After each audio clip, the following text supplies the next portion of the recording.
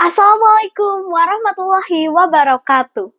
Perkenalkan, nama saya Putu Naraya Anindya dan saya dari SMP Negeri 24 Kota Tangerang. Kali ini saya akan membawakan cerita berjudul Bayang-bayang di balik cermin istana. Pada zaman dahulu, di sebuah kerajaan bernama Kerajaan Luhuring, ada legenda kuno yang dipercaya oleh rakyatnya, yaitu jika nilai kejujuran hilang dari hati manusia, maka bayang-bayang korupsi akan bangkit dan menelan kerajaan. Kerajaan itu terkenal sangat damai dan dipimpin oleh Raja Sujana, raja yang bijaksana dan adil. Di kerajaan itu pula hidup seorang siswa SMP bernama Nara, anak yang pintar dan gemar memecahkan teka-teki. Namun pada suatu malam, sesuatu yang mengerikan terjadi. Lampu-lampu kota padam, air sungai berbau aneh, dan pembangunan jembatan tiba-tiba roboh, padahal belum pernah dipakai. Dan ada rumor yang beredar, yaitu dana pembangunan jembatan baru lenyap tanpa jejak. Raja mengumpulkan seluruh rakyatnya. Ada bayangan gelap yang menyusup ke kerajaan kita. Siapa yang berani memecahkannya? Tanpa pikir panjang, Nara maju. Baginda, izinkan saya menyelidikinya. Semua orang menatapnya heran. Ia kan hanya anak SMP. Namun raja menyetujuinya. Baru mulai penyelidikannya, tapi semua sudah terasa aneh. Pertama, buku catatan barang yang menghilang. Di gudang kerajaan, buku catatan barang menghilang tanpa jejak. Ketika Nara tanya para pekerja di gudang, mereka bersumpah tidak mengambilnya. Lalu, ketika Nara berdialog dengan salah satu pekerja, ia mengatakan hal yang sama dengan pekerja sebelumnya. Kami tidak melakukan apa-apa. Kami hanya melakukan sesuatu yang diperintah oleh seseorang. Tapi seseorang itu seharusnya tidak memerintah. Namun ketika ditanya Nara, siapa orang itu? Mereka terdiam, seolah nyawa mereka taruhannya. Lalu, saat malam hari, Nara melihat sesosok bayangan membawa karung berat menuju ruang bawah tanah istana. Namun saat dikejar, tidak ada seorang pun di sana. Hanya ada cermin tua besar yang berdiri di tengah ruangan. Sebuah artefak kuno yang katanya mampu mendapatkan kebenaran seseorang. Makin diselidiki, makin banyak bukti aneh. Yang pertama, saat ia ke tempat jembatan yang roboh, ia menemukan semen berkualitas buruk bertanda perbekalan istana, otoritas khusus raja. Barang itu tidak seharusnya digunakan tanpa seizin raja.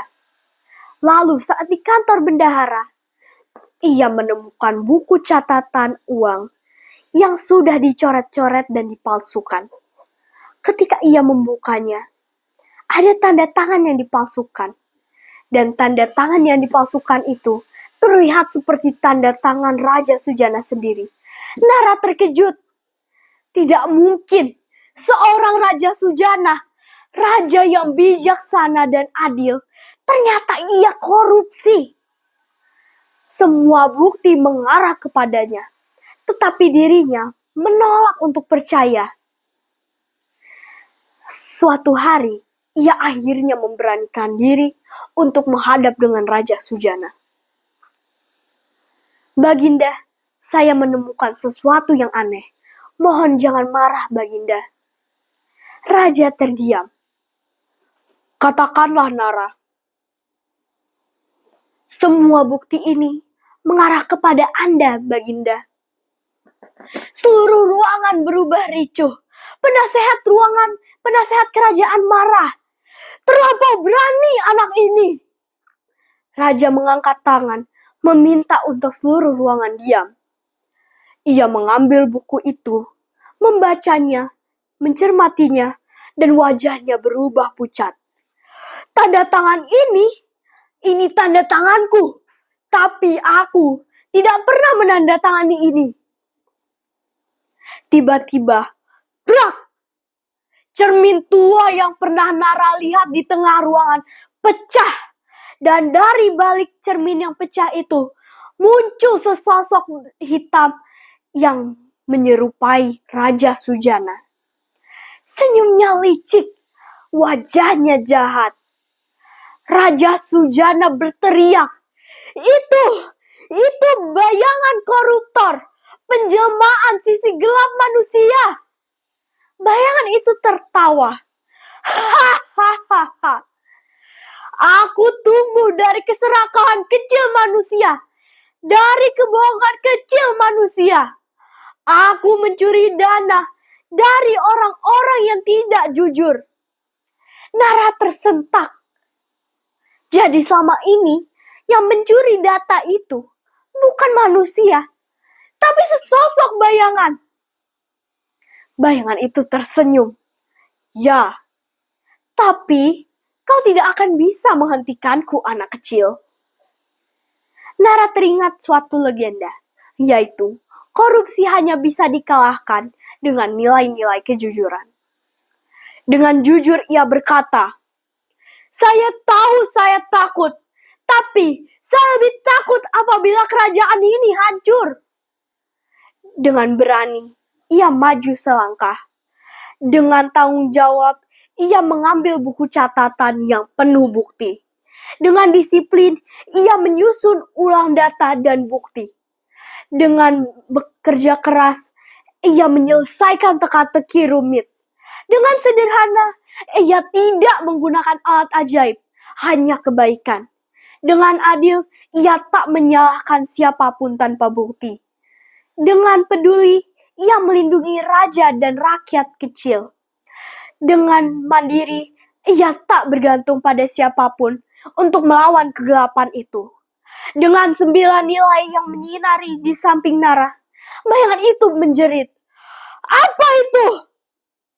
Cahaya-cahaya yang bersinar dari Nara terpantul ke cermin yang pecah itu.